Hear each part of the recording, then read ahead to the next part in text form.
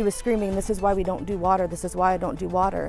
Now at 6, a day at the river ends in tragedy. What we know as first responders urge others to stay safe in the water. Red wines, sparkling and white.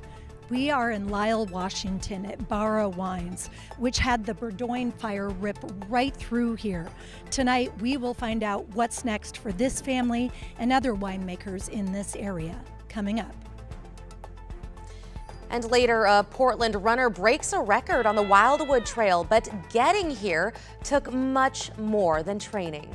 I lost 40% of the function in my frontal lobe in an instant. Tonight, how he says running helped save his life.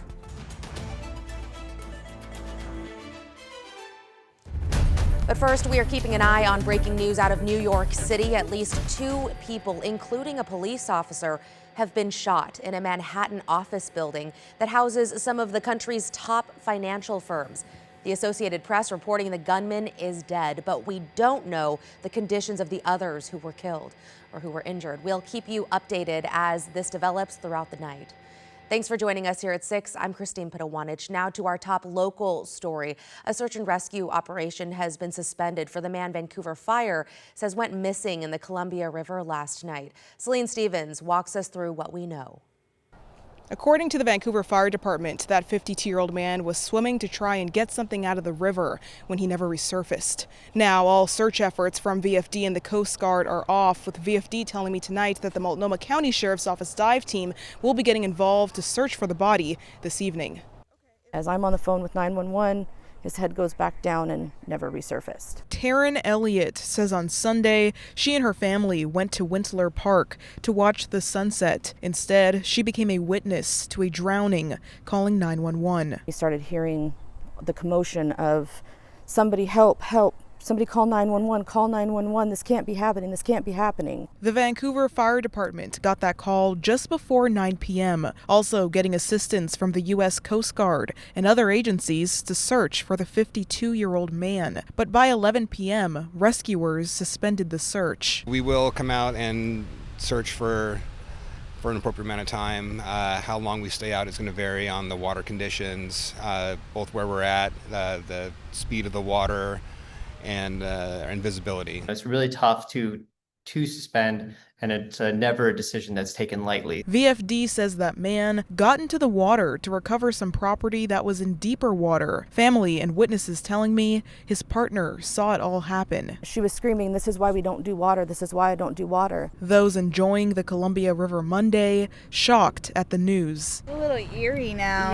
Yeah. Now that we know like the full story. It made me feel bad because we're trying to have a good time and we're playing in the lake and they're looking for someone who passed away. Right away, I was surprised because the water seems very calm here, and so as I've heard, it must be very deceptive that the current of this river is strong, and when you go too deep, it'll pull you out. Officials urging everyone to always wear a life jacket no matter what. It might look still on the surface, but there's currents underneath that can be really strong and move you far, away from where you left the shore.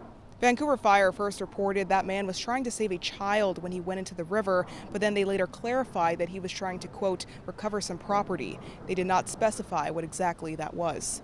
In Vancouver, Celine Stevens, KGW News. And this evening, we now know the name of the man who drowned at Carver Park last night. Jermaine Maryland was found dead after his wife called 911, saying her husband had gone underwater and had not resurfaced. The Clackamas County Sheriff's Office found his body about 30 minutes later. Maryland leaves behind a wife and a child. There is a GoFundMe set up to support the family. To the gorge now, where we are tracking the latest on the Berdo fire burning in Klickitat County.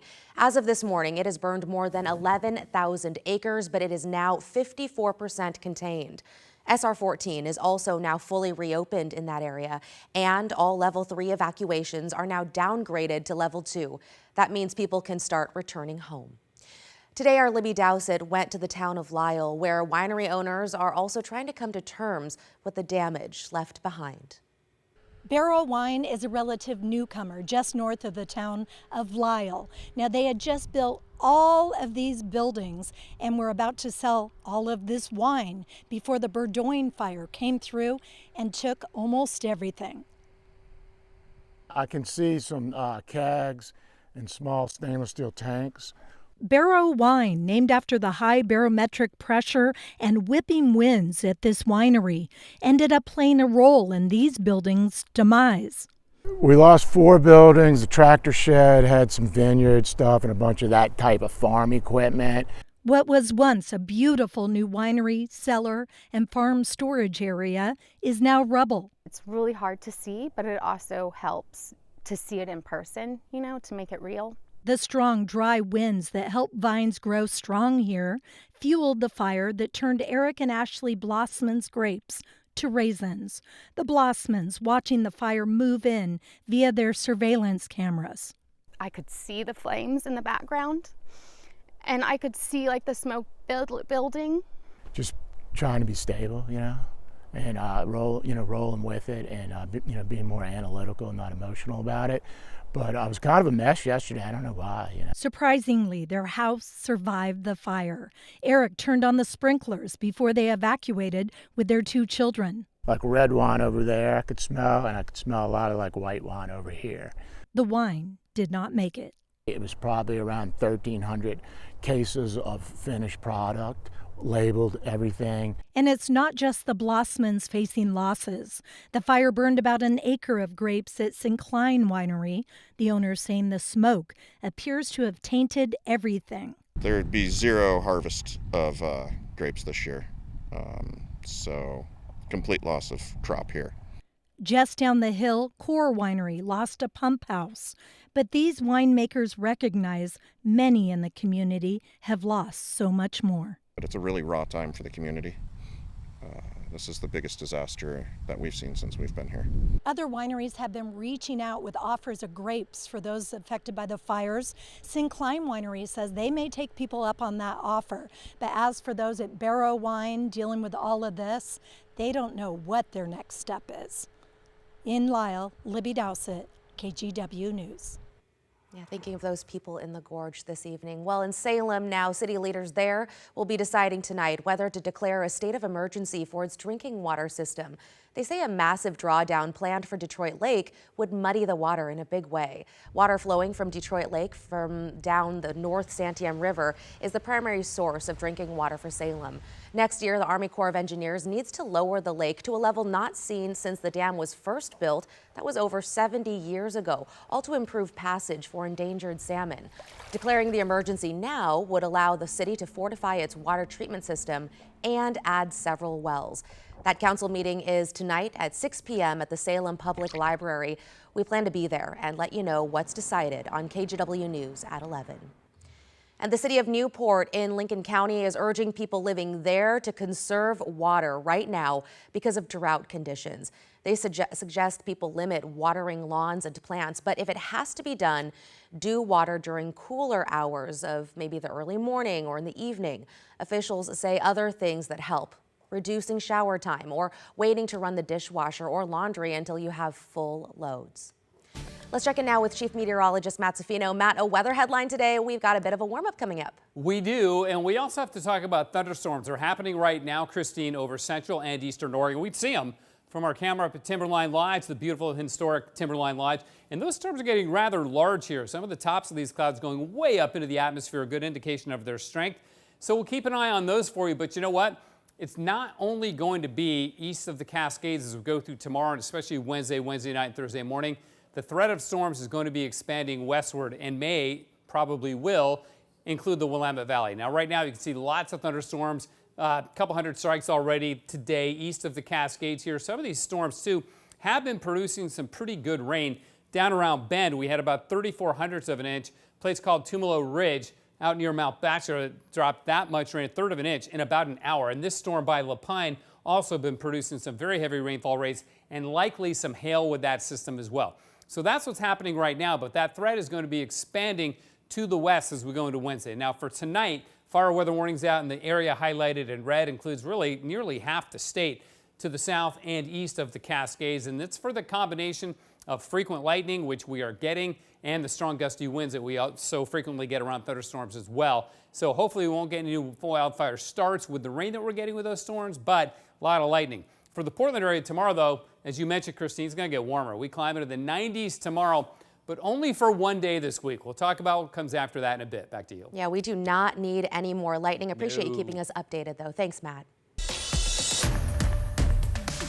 In tonight's other headlines, a Portland man faces a federal judge today accused of assaulting an ICE officer and damaging federal property during a protest outside the South Portland ICE facility. Prosecutors say last month, 24-year-old Robert Hoops threw rocks at the ICE building, hitting an officer in the head, causing a cut over the officer's eye. They say he also helped ram a stop sign into the front door. Investigators identified Hoops from a photo online the day of the protest, and then the FBI arrested him on Friday. He is charged with aggravated assault and damage of federal property. And a man accused of crashing a stolen car and hitting two people pleaded not guilty in court today. 28-year-old Amin Noor Mohammed is charged with a dozen counts, including assault, reckless driving, and DUII. Police say they noticed the stolen car and tried to stop him yesterday afternoon near Northwest 9th and Burnside. They say Mohammed took off, lost control, hit two pedestrians, then crashed at Northwest Gleason and 6th. The two people hit were taken to the hospital. One had serious injuries. Today, prosecutors requested Mohammed be kept in jail while his case plays out. He has another hearing set for tomorrow related to that request. And a heads up, starting this Friday, the hours you'll have to pay to park on Portland's Central East Side will expand. Now you'll have to pay for street parking from 8 a.m. to 10 p.m. Monday through Saturday. This is in addition to the increased fees that started July 1st. City transportation officials say the changes are meant to help increase turnover as the demand for events, shopping, and dining grows. This is just the first phase. Pay to park hours will expand district by district through December, with downtown set to follow in September. And tonight at 10 o'clock here on KGW, the NBC show Survival Mode takes a closer look at the 2017 Amtrak derailment in Washington. The train was on its inaugural run on a new route from Seattle to Portland when it derailed and plunged onto I-5, killing 3 people and injuring dozens more. Tonight, a survivor and the nurse who helped him talk about the chaos that unfolded in those first few minutes. I remember it was some lady that came to pick me up. She was just telling me, don't go to sleep, stay up, I'm strong, stay up. I'm just still asking where my dad's at. There was a gentleman laying on the ground underneath the train that was dangling. I went over and I was trying to assess what was going on, and people are yelling at me to move out of the way because they're like, there's diesel fuel on the ground. It's not safe, it's not safe. And I was like, wait, we can't leave these people here. Such a scary situation. Again, that is Survival Mode. Its episode on the derailment of Amtrak 501 airs tonight at 10 o'clock right here on KGW.